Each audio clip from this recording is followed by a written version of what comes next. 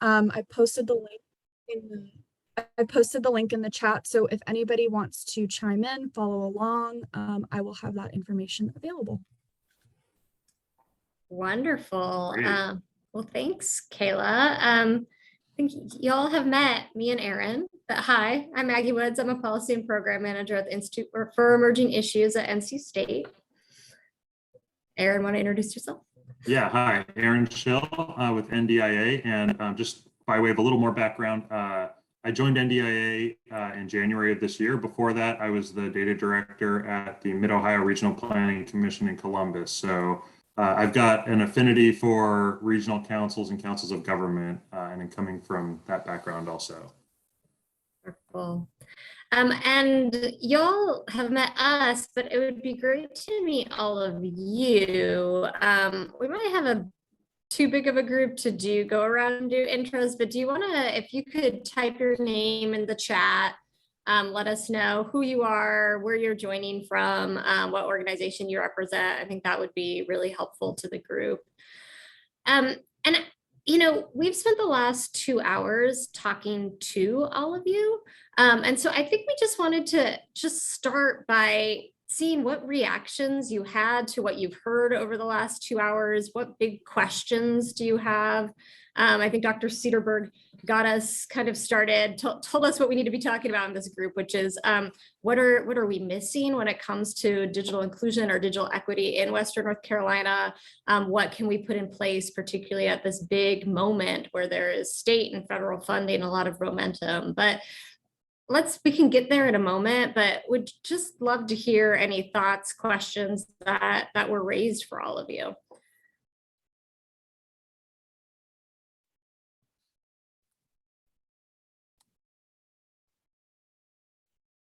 And I know many of you. I will just start calling on you. Yes. Hey, I'm Jason Marino, Graham County Manager.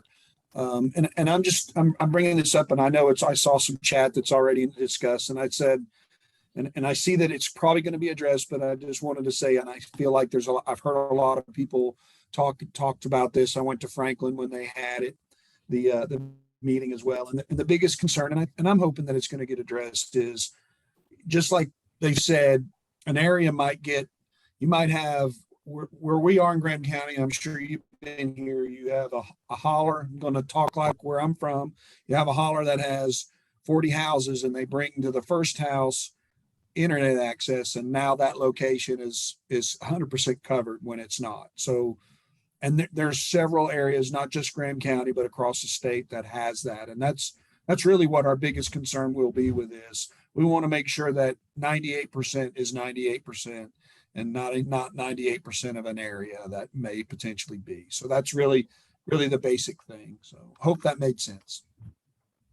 It absolutely makes sense. And many others are dealing with very similar issues in the state. I know that you heard from Nate Denny earlier today. Their goal is to make this a true 98% of the state with access to broadband infrastructure within the next 5 years, not what we would say a fake 95. So I appreciate that. Thank you for sharing. Representative Rudeau, I see you unmuted yourself. Yeah, happy to jump in here too. Thanks for the presentation. I think, thinking about this issue, and we talked about this a little bit of how do we, get that last mile. And we talked about working with local groups to get people signed up for these things, do the training, to get them signed up for programs. And I'm wondering if, any thoughts from y'all on other ways to do that. I know, and Maggie, we've talked about this. I'm going to be doing some canvassing for the Affordable Connectivity Program coming up in the next month to try to knock on doors to get people signed up for that. So interested in other kind of innovative ways that people are closing that gap and getting to folks. The other thing to note is I'm talking to the Western Carolina Medical Society this afternoon and hoping to make the pitch for them to talk to their patients about Affordable Connectivity Program and kind of looping that mention into other services. But wondering any other advice and from y'all or thoughts on that, how do we use those local groups and incorporate these kinds of affordable connectivity and digital inclusion into existing efforts? Erin, do you want to take some of that? Yeah, I mean, I don't know that there's a magic solution that anyone's figured out. I mean, I think that the boots on the ground canvassing is the kind of work that needs to happen, right? And going through trusted local partners. So, to use a cliche, meeting people where they are. If you're going to interact with people at where they're getting healthcare, then that's the place to reach them. If they're already going to a job and family service office or some other community resource, making sure that you have folks there that are providing good information. One of the things that we've been seeing, and this is kind of a heads up, and I don't know that it's any one particular provider, so I'm not calling anyone out, but we know that a lot of the larger incumbent ISPs are seeing this as a great opportunity for business acquisition, right? So they're getting out very quickly. They have kind of messaging and strategies to get people, advertise free phones, for example, pairing ACP with Lifeline. And from what we've seen, there's not always complete information. So being able to counteract that kind of like quick opportunistic outreach coming from some of the incumbent ISPs with good outreach, with kind of the basic information about what the program is, how to sign up, what the benefits are, what people's options are, and just kind of helping people understand what the program is, coming from trusted local providers, I think is kind of the most important thing you can be doing right now. Working with a few, what we see as communities, having local folks kind of work together to put together some standardized messaging that can then go out through lots of different social service organizations, lots of different community organizations, and making sure that, any misleading or incomplete messaging that's going out is being counteracted by good information from local folks. Yeah, I think that's spot on, Erin. And I would also just uplift churches. We're seeing a lot of churches get involved in this work. Churches ended up being on the front lines of the digital divide in a way I don't think anyone expected during the pandemic. And so I was talking, this is someone in Eastern North Carolina, but she's like, I can't ignore the digital divide. If we care about anything going on in our community, we have to solve this first.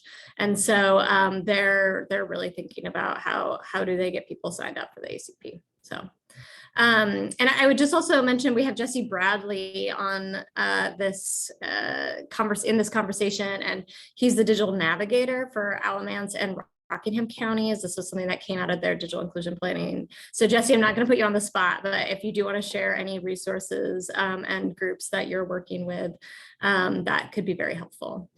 Senator Mayfield, I saw you raise your hand first, and then Grant, we'll come to you. Yeah, thank you. The conversation that we've been having leads into my question perfectly, which is I'm concerned. I mean, I wonder sort of who those groups are going to be. Who are those trusted groups? I mean, we have certainly a lot of organizations that work in community. I don't know, I'm not aware that we have a lot of organizations that work in communities that also bring any kind of expertise in this area. And so it seems like those groups are going to have to partner with someone. And so who is that? I think it's unrealistic to ask these groups to get up to speed on all of this themselves. Maybe. So maybe somebody can talk about how it's worked in other communities. Have we expected these community-based groups to get up to speed themselves and be able to talk to people and work with people on these programs and provide the education and the training, or do they partner with someone who already knows how to do that stuff? Maggie, do you want to talk about local or North Carolina examples, and then I can jump in with some other kind of like broader things we see and recommend?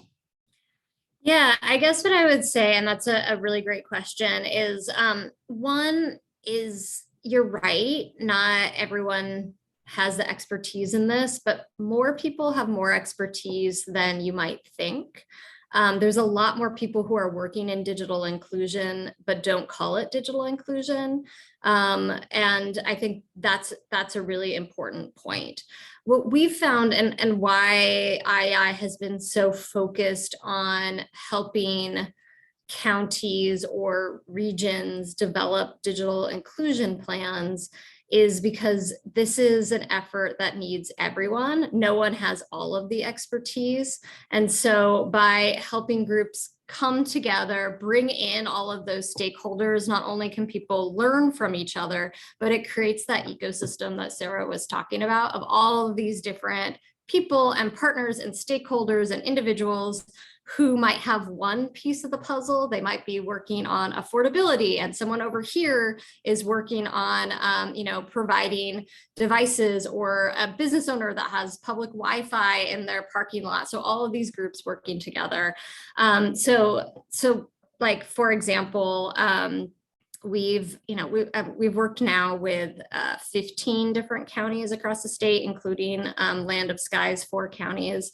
But like Forsyth County in Winston-Salem developed a digital inclusion planning committee where they got together and worked with some of their funders in the region and learned from each other and developed a digital inclusion plan, and are now in the process of implementing that plan. And so it looks different in different places, but starting off by bringing as many people to the table is really important. So yeah, I'll share in just a moment. I'll share a couple of resources that we have at NDIA. I think Maggie's point about folks are doing digital inclusion work but don't realize it or don't call it that. If you've got your senior center that's helping folks just figure out how to send an email to folks or how to get on a Zoom call with family, like, that is digital skill building and training. That's digital inclusion work. So helping folks recognize that and then bringing them into to conversation. I fully agree that we can't expect every community-based organization that is already has more on their plate than they can handle to then become digital inclusion experts. That's not realistic. So the model that we really promote is coalition building. We actually just collected some information. There are about 60 or so digital inclusion coalitions across the country. I think North Carolina maybe has the most or close to it of any state. So there are several already across the state of North Carolina, but these are ways for folks that are engaged in different areas of work to share resources and talk about strategies, and so leverage the capacity that each of them has. So we have a coalition guidebook that really kind of walks through the stages of how to build a coalition, who to engage, where leadership from coalitions often comes from. So relying on libraries, relying on community foundations or other philanthropy, relying on regional councils and councils of government. These are often the organizations that have the capacity to kind of take a leadership role, kind of serve as the backbone organization, and then can push out resources to others who maybe can't develop resources on their own, but can certainly take whether it's fact sheets or other information and push them out to the folks they work with. The other resource I'll share is what we call our Digital Inclusion Startup Manual. And that's really for individuals or organizations that recognize that there's a need for them to work in this space and could use some help in getting started. And it's really more focused on connecting folks up to very high level information, but connecting up to different resources. There's a lot of links in there. So if you want to learn a little bit about where to go for different types of resources, it's a great tool for that, just to provide that kind of surface level introduction to digital inclusion work. And that startup manual, we're actually working on an update that will be coming out in a few months with all new information. So I'll share those now and keep an eye out. I think you went on mute, Aaron, for some reason. I did. We're constantly updating our resources with new learnings from the field, what we're seeing as best practices. So those two links will take you to those documents specifically, but the NDIA site in general is really built from folks at the local level doing this work, and our job is to kind of elevate those best practices and push those out to our community. Yeah, and NDIA is such a huge resource. If you haven't signed up for their listserv, I encourage you to do so. It can be overwhelming. You can change the settings so that you only get weekly updates, but I often reach out just for a question that someone's asked me that I don't know the answer to. And it's amazing what a resource this group of experts from across the country that all wear different hats in the digital inclusion space, and probably none of them feel like they are digital inclusion experts, but who are incredibly helpful. I also just put in the North Carolina Digital Inclusion Planning template. This was developed by the Broadband Infrastructure Office, which is now the Division on Broadband and Digital Equity. And it's what we use in our trainings, and it is a really valuable resource. Grant, I know that you had a question. I think you're on mute.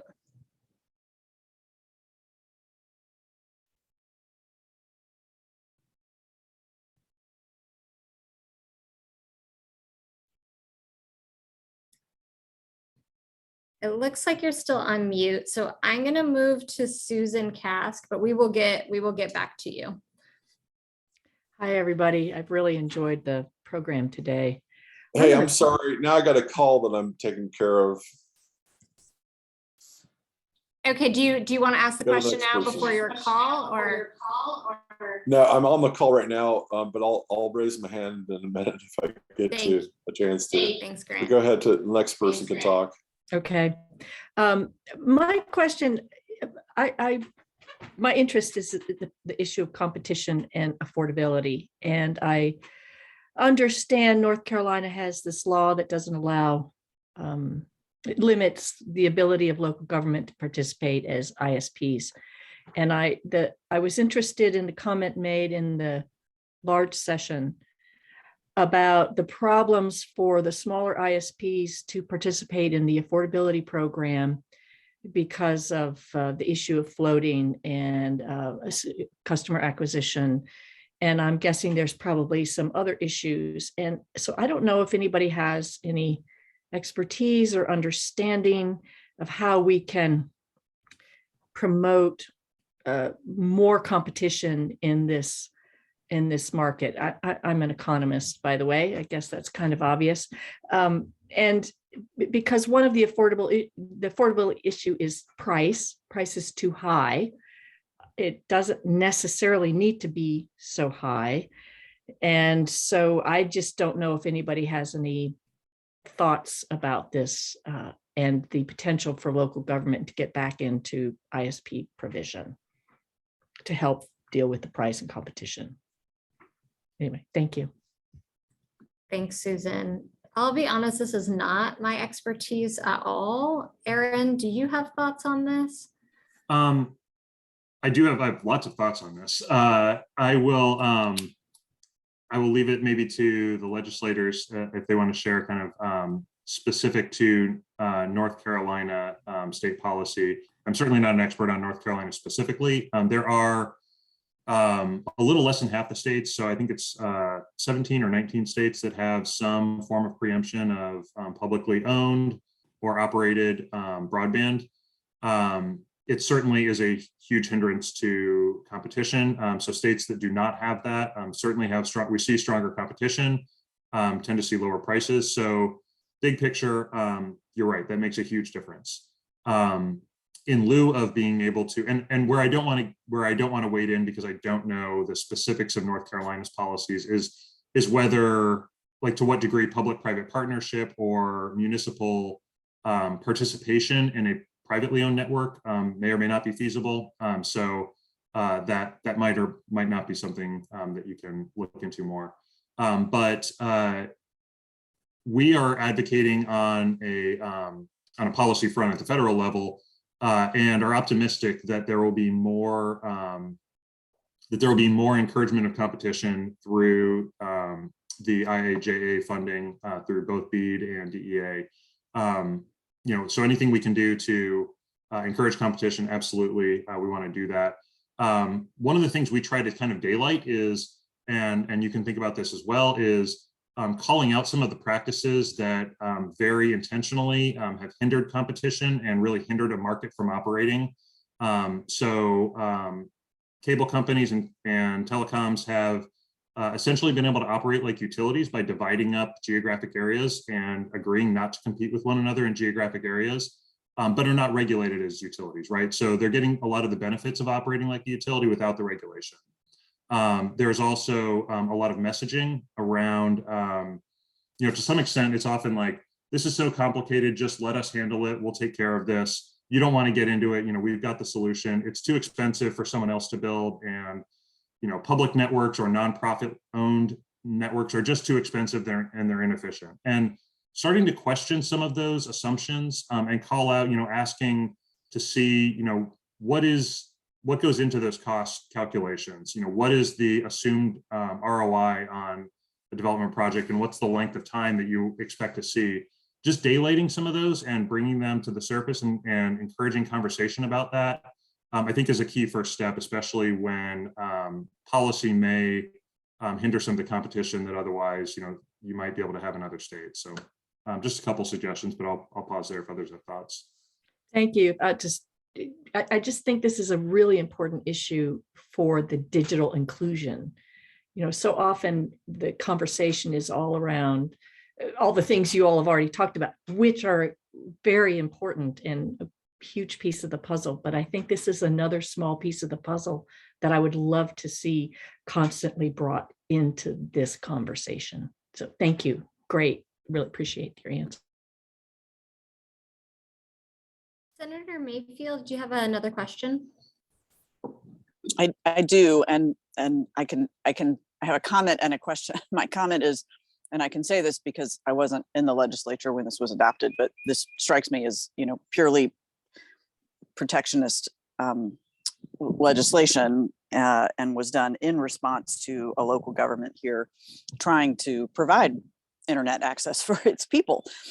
So I don't have a lot of patience with it. I know there are a number of legislators that also don't have a lot of patience with it, but I think it would be extraordinarily difficult to change it. And I think it also even prevents partnerships, because I'm not aware that any local government is partnering with a private provider to provide the service. So it's a problem. I think our state people have also identified it as a problem, but a hard thing to fix. My question is, and this just got mentioned, is they're sort of acting like utilities but not being regulated like utilities. What should they be? Is my question. And I've heard comments on both sides, or some pros and cons, but I would be curious to know this group's view on that. And is it too late? Is the industry already too developed to sort of rein it back in and have it regulated like a utility? Great question. I might just open that up to the group. I think there's others who've done some real thinking on this. Is there anyone that wants to weigh in on that question?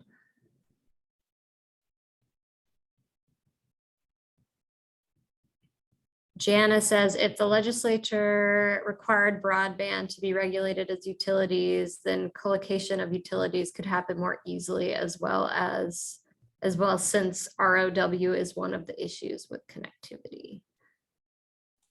Can I speak to that comment specifically? There are some states that already require that anytime a state DOT project opens a road, for example, that all utilities be notified and have the opportunity to co-locate.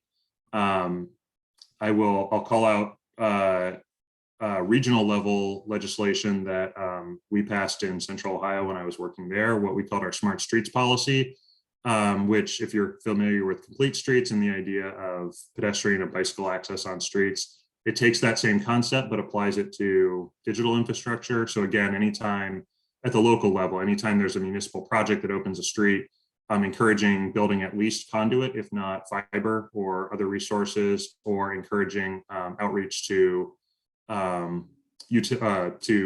ISPs as well. So whether or not they're regulated as a utility, there's nothing stopping those types of approaches that are just kind of smart policy that are improve efficiency, keep folks from having to tear up a road multiple times in a year because they have different types of projects that didn't talk to each other. So, that's an easy one: cost savings, more efficient.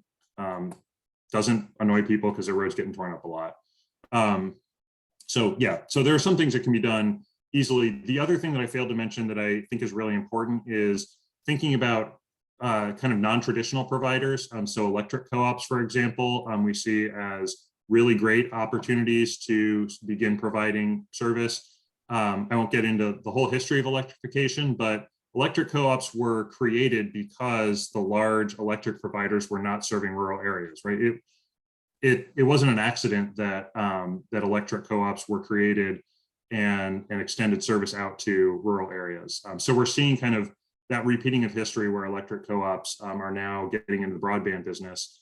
So that may be a workaround because they're not likely to be subject to those same restrictions on municipal providers. So there are going to be some other non-traditional options you can look at to increase competition and really, frankly, one more provider in an area can have a lot of impact on price.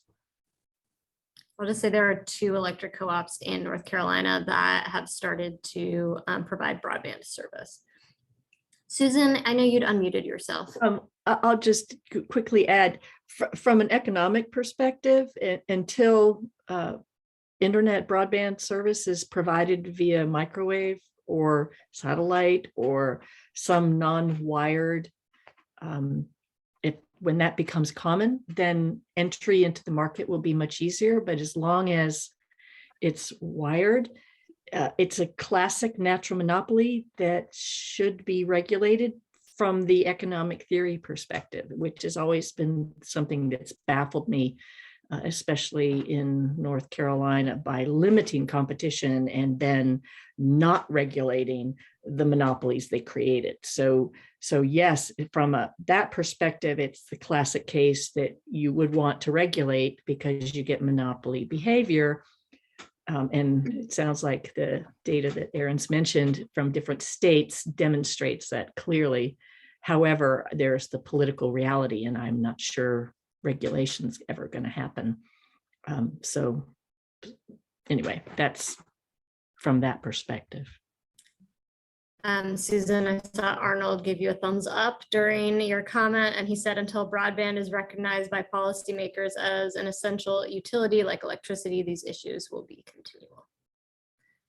So I do want to move the conversation into a little bit of visioning or getting to that question that Dr. Cedarberg kind of tasked us with. He asked what's missing. I guess I might reframe it as we have this moment right now where there is more funding than we've ever seen for broadband infrastructure, but also funding earmarked for digital equity. Western North Carolina is really a leader in the state and nationally on this issue and is making major moves. What does this group want to see put into place in the next couple years to ensure that Western North Carolina is, fully digitally equitable? What are your dreams?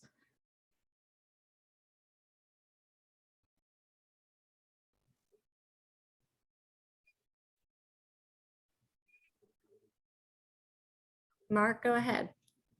From Asheville, North Carolina, we had a successful engagement with 11 students from UNCA. The video that was played at the beginning, I see an opportunity to further develop some sort of incentive to engage community college university students to steward the topic and become captains of the digital divide solutions.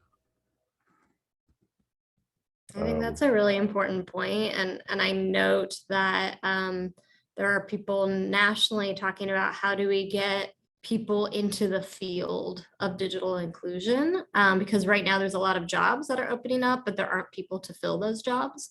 And that's everywhere, but there is no pathway into digital inclusion. It's kind of a really new field. And so I think that's important. So thank you for raising that, Mark.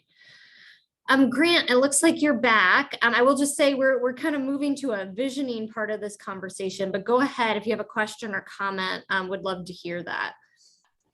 Can you turn on my video? You should be able to do that yourself. I don't have that capability. There, now you've just hit it, and okay, I'm good. I was just gonna say, it is visioning, I guess, but the uses of broadband. Once you have broadband, we do have, someone can tell us the technical average speed for Asheville, but the places that do have broadband, using it in public good ways. We heard, I think it was Aaron, maybe was talking about ISPs, coming up with their profitable marketing, market profit-based solutions when they hear that broadband has arrived.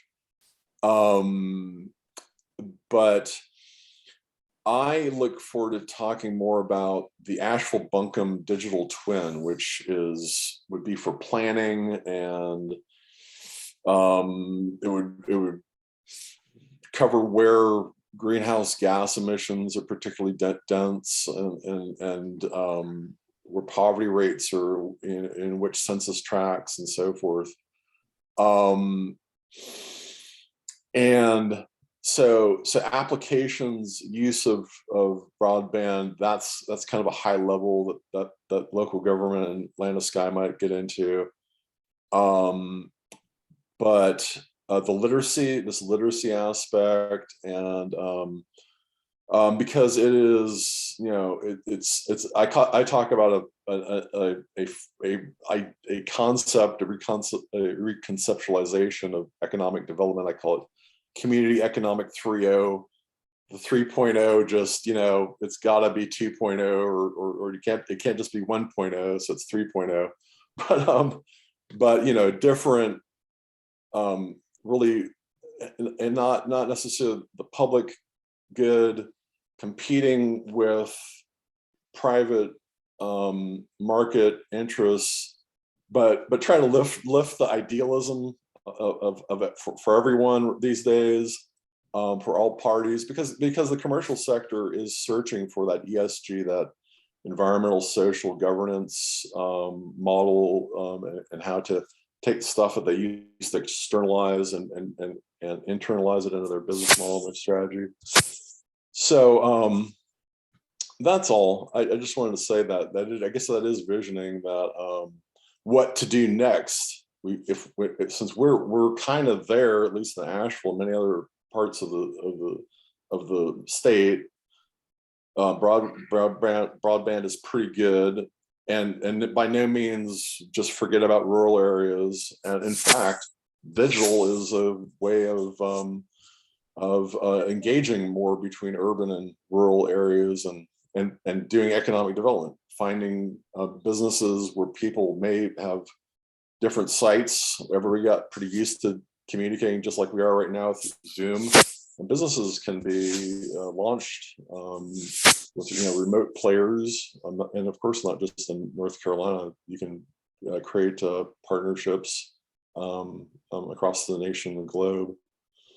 And we need this. We need this in Asheville. We're searching for the next generation of economic development strategy. I think that's a great point, Grant. This is not just digital inclusion for digital inclusion's sake. It's to drive economic development. It's to drive business development. It's to drive connection. So thank you for making that point. I do see people who are marginalized in Asheville, and we've got pockets of poverty, and people who are not, who they're working with smartphones still. They can't afford a laptop, and they are outside of this digital opportunity. And it's not just literacy, going to AV Tech and working on a computer there. If they don't have the hardware, and they aren't skill building, it's hard for them to catch up these days. Yeah, it's a really good point. Pre-pandemic, I used to argue with people why a smartphone wasn't the answer, but I think we all get it now. It's really hard to do your homework. It's hard to do your work on a smartphone. Smartphones have data limits. So I appreciate that comment. We have 5 more minutes and at least 2 more questions or comments. So Jana, I'll move to you, and then Yvette, you're next. I was just going to say really quickly, we're working on our 2045 comprehensive plan in our county, and our main goal is broadband. So we had almost 7,000 people respond to our survey. We ended up mailing it with our tax bill, real and personal property. So we ended up with a lot of respondents to our survey, and we did a lot of public outreach. And one of the top 3 priorities for our county is broadband. It was number 3. So connectivity is a huge issue, especially because 30% of our population is over the age of 55, 26% is over the age of 65. So it's an aging community, and that's just like what's captured in the census. People who have second homes aren't even captured in that. So like in the summertime, we have an even higher population of elderly folks. So, and especially what we're working on in this comprehensive plan is addressing resiliency and emergency management. And one of the best ways to ensure that we have like adequate preparedness and emergency response and natural hazard or disaster is through the internet and communication. And we don't even have adequate cell coverage. And so if flooding occurs, which happens very often here, and people need to evacuate, like that's one of the ways you can communicate to people. So making sure that for the safety of our folks and our elderly folks, that they're digitally literate, that they have access, but that's number 1 goal. But this has been really helpful to me because we've been so focused on the connectivity piece of making sure that broadband is considered infrastructure, like straight up, that is part of infrastructure just as much as water and sewer. But we kind of have neglected the digital inclusion piece when we have such an elderly population as well as an underserved community and a diverse community. Like we need to make sure that that's included. So this has been really beneficial, and I appreciate it. So glad. And we do know that the elderly population is one of the most digitally excluded populations in the state and nationally. And which county do you represent? Henderson County. Henderson. Great. Well, thanks. If we can continue to be a resource, let us know. Maggie, can I make one other plug? I want to first call out, it's great that we have Jesse, who's a digital navigator, on this call. I want to really emphasize the strength of that model of having someone in the community whose job is to be the connection point and kind of the central repository. Getting back to that question about capacity and how do you help build the capacity of other community-based organizations. Digital navigators are a model that we're finding to be really successful in supporting that. I'm going to put one more last link, I promise, and a plug for what Angela Seifer from our organization mentioned earlier, our National Digital Navigator Corps. We have significant funding from Google, who is supporting this, to place digital navigators in 18 rural and tribal communities across the country, for basically funded for a year. And we will be opening the application for communities to participate here later in the spring. It'll be coming up soon. We had a first webinar kind of introducing the program in March. There will be another one coming up in May. You can get all the information on the link I just shared and also sign up for updates. But if you think that might be a solution for your community, again, we're focused on predominantly rural and tribal communities, but we're really encouraging anyone to consider applying. So feel free to take a look at that. Even if it doesn't work out this time, this is a model that we're looking to grow and build and support for the foreseeable future. So lots of good resources there, and we'd encourage you to check that out. Thanks for making everyone aware of that, Erin. Yvette, I know we only have like a minute left, but I know you wanted to share something, so go ahead. Yeah, might get cut off, but in Transylvania County, we help with resources and last mile service to help people get connected. And we currently have a list of 33 families waiting to get internet for the first time or be updated. And the cost for our local provider is between $1,000 upwards of $100,000 for that last mile service. So it's really not feasible. And it just hurts every time we can't help a family in that way. But once the line is there, then we can help them get connected to the Affordable Connectivity Program. And we're really looking forward to see what Starlink can do when it gets to our area as well. Well, thanks so much, Yvette, and thanks to all of you. Please don't hesitate to reach out to me or Erin if you want to continue the discussion. But I think we've got 23 seconds left, so you can hit that button that says leave breakout room, and we'll head back to the main session. Thanks, y'all.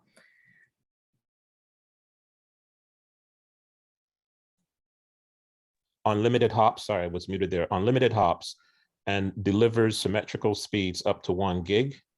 And so when you think of Wi-Fi, you tend to think of hotspots. Go beyond that and think of, let's say, an area, any area you can think of, as long as it's deployed. Think of the Wi-Fi being deployed like a blanket pulling over a bed where there are no dead spots. And you can walk. Yes. We are back in the main session now. It sounds like you're wrapping up a breakout, which is great to hear there was that level of engagement. But I do want to turn it over to Deborah to do a review of what we have learned in those breakout sessions. Sorry Okay. about that.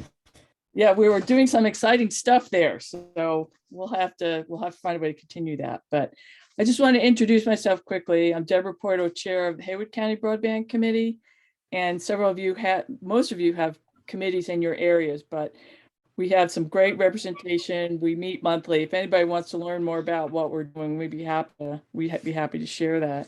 And I just also want to take a call out to the rest of the members in the far western that are in Swain, Leonard, and Julie, Macon, Jeff Lee, and in Jackson, Robin Starts. They do a fantastic job, somewhat herded by Russ. But we had some really great talk in the breakout session, and I was in the funding one. But we'd like to hear about 3 or 4 minutes from each of the leaders of the breakout sessions. And then we'll go through a little discussion about where we're going to go next, call to action, and have Bill wind us up. So if we could start with Paul from the federal policy session, could you give us 3 or 4 minutes wrap up of your session, please? Sure. I don't know, Greg, do you want to do it? You were sort of chairing our breakout. No, I'm happy to do it, Paul. If you, Yeah, I was taking notes here. I figure since you were doing a lot of the talking, it would be hard. We talked a bit about how you prevent waste, fraud, and abuse, since the FCC has had problems with this, and it was noted that the states probably have to pay attention to this very carefully to make sure that there is no abuse in their processes.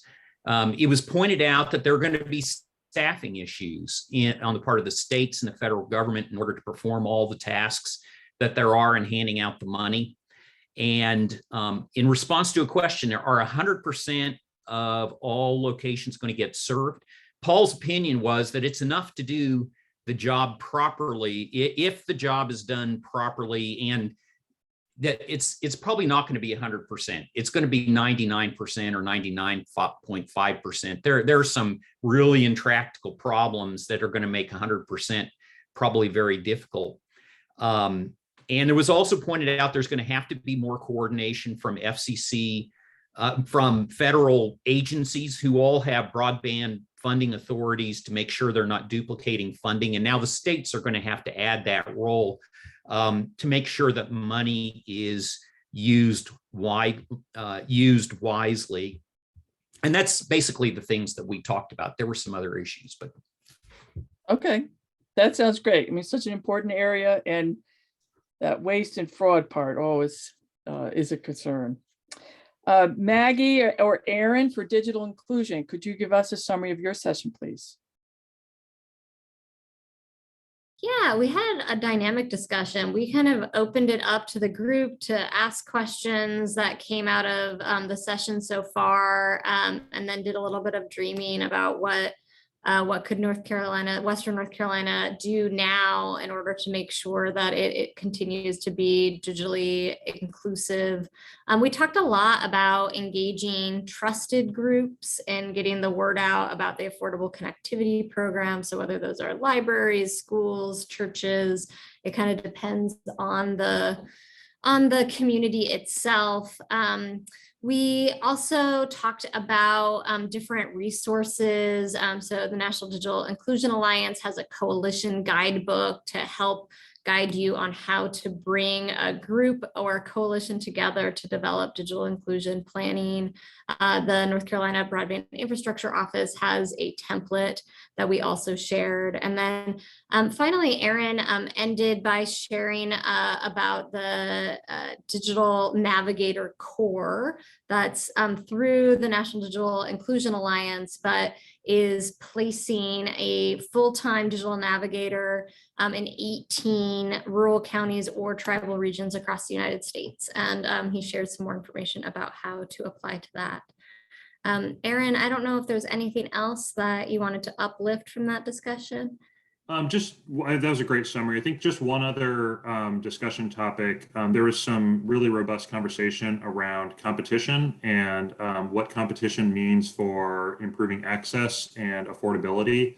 And in light of some policy restraints on municipal broadband and certain options, what some other ways to kind of work around that might be, both in kind of practical strategies to encourage competition, and then also, just kind of encouraging among this group advocacy to encourage competition. And if there are policy barriers that can be removed to that, some strategy around how to develop some advocacy there. Great summary. I think one of the things that caught my attention, you talked about working with trusted groups. So I think one of the issues that we certainly find in the Far West is the people who work on access aren't necessarily the best people to work on inclusion. They're two different skill sets. So I'm hoping these plans will address some of those issues. Great, thanks a lot. Let's hear now from the funding groups, Sarah and George. Sure, thanks, Deborah. We spent a little bit of time with George Collier from the state telling us about the great grant program, obviously of large interest to everyone on this call today, kind of going over some of the frequently asked questions about that program. I think one of the conversation topics of interest to the larger group that came out of our breakout is around the concerns with the RDOF awards that were made. And the ineligibility for the great program that those awards created, largely with, I think, Charter in the Southwestern region winning a lot of that auction, and the uncertainty as to whether they will actually come in and serve those areas. And in the meantime, our inability to apply for great funds as a result. So I think what came out of that, and Nathan Ramsey put this in the chat, and I agree with him on this, is a real need to advocate to our legislators on that RDOF, very specific RDOF issue. If they don't know about it, they can't help with it. George, Angie, was there anything else you'd like to add?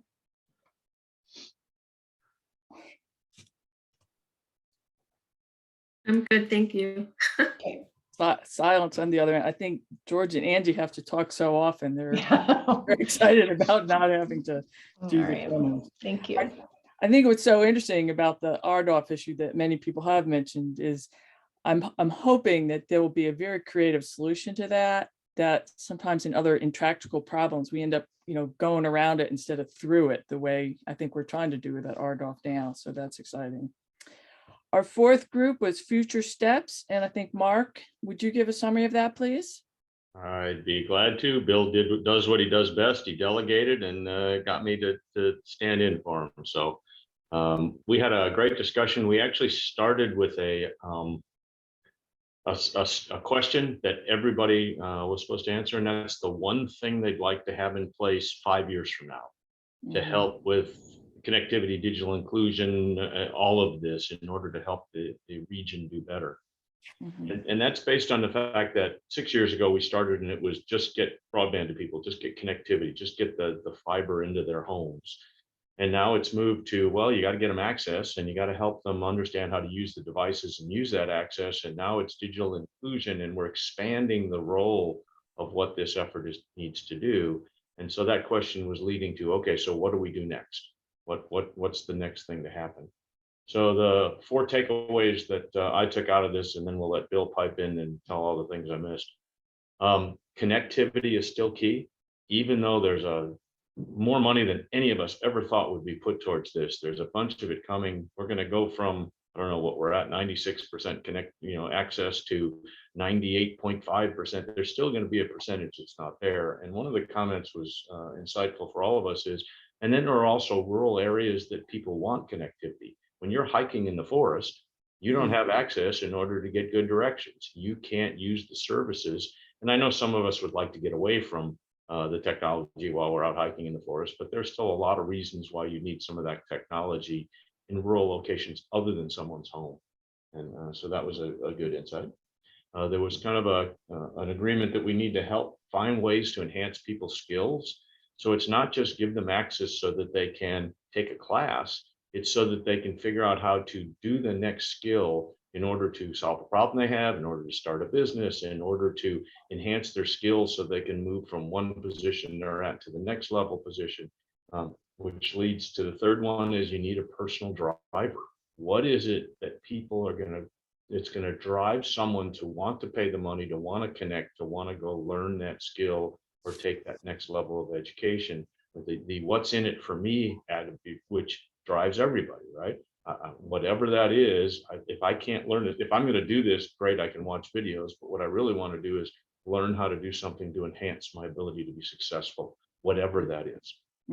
It could be better farming, it could be use data to improve your crop outcomes, it could be how to help your faith-based organization to attract more people, you name it, right? Whatever you're trying.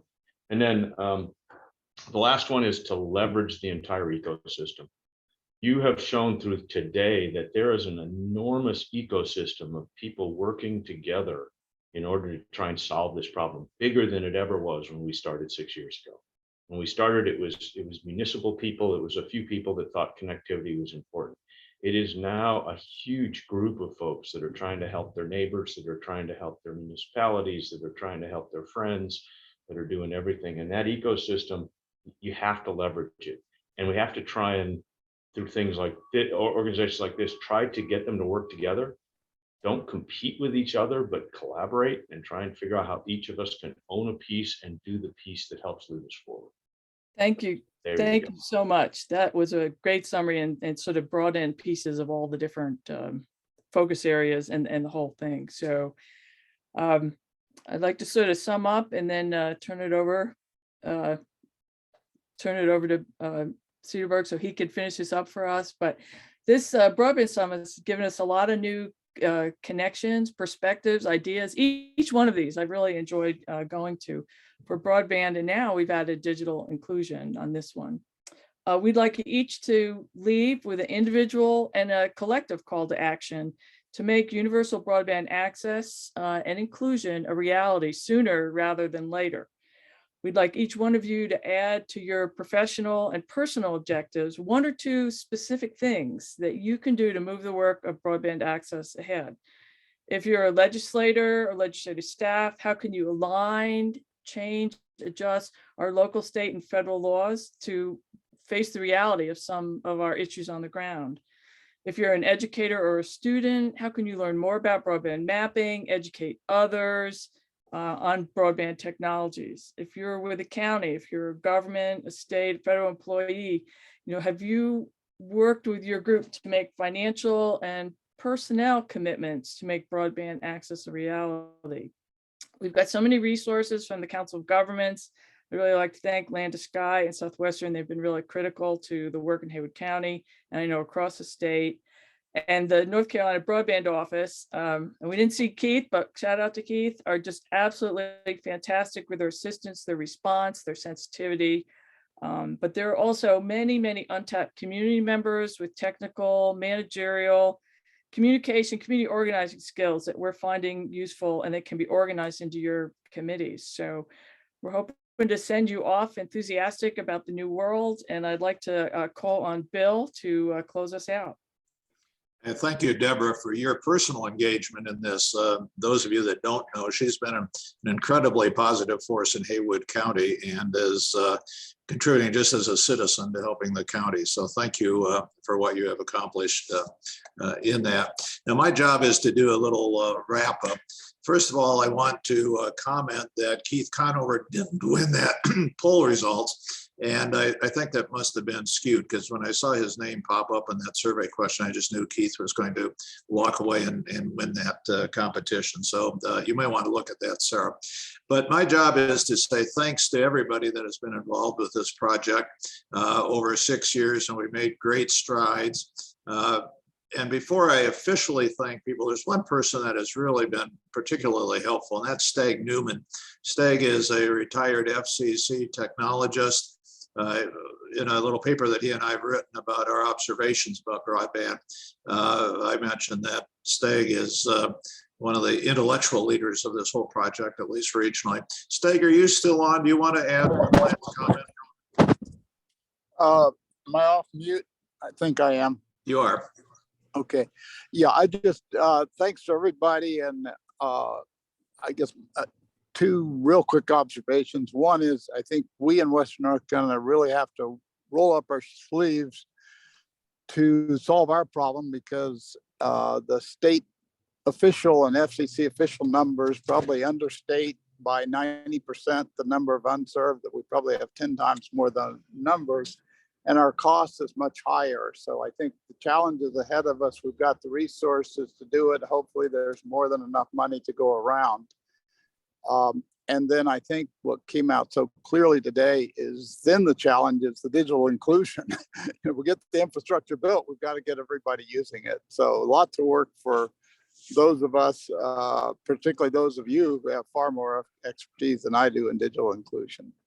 Thanks to Bill and everybody for putting this together. All right, thank you, Stag. And thanks to Sarah Nichols, who continued to do a phenomenal job at Land of Sky and on this project. Working with her is Kayla Christina, who has helped with this technology. Students from UNCA, Kennedy Young, Wes Bryant, and Braden Ball, phenomenally helpful. Mark Zarnecki, who runs the website and is our digital navigator lead advocate in all of this. Faculty member Sonia DePalma has been involved with us, and students from her class. And so thanks to everybody. And I don't have anything else other to say than thank you for all you do for broadband, and we look forward to continue to work with you. So have a great day. And I just want to point out to Sarah that we're about on time. So thanks for everybody's good work.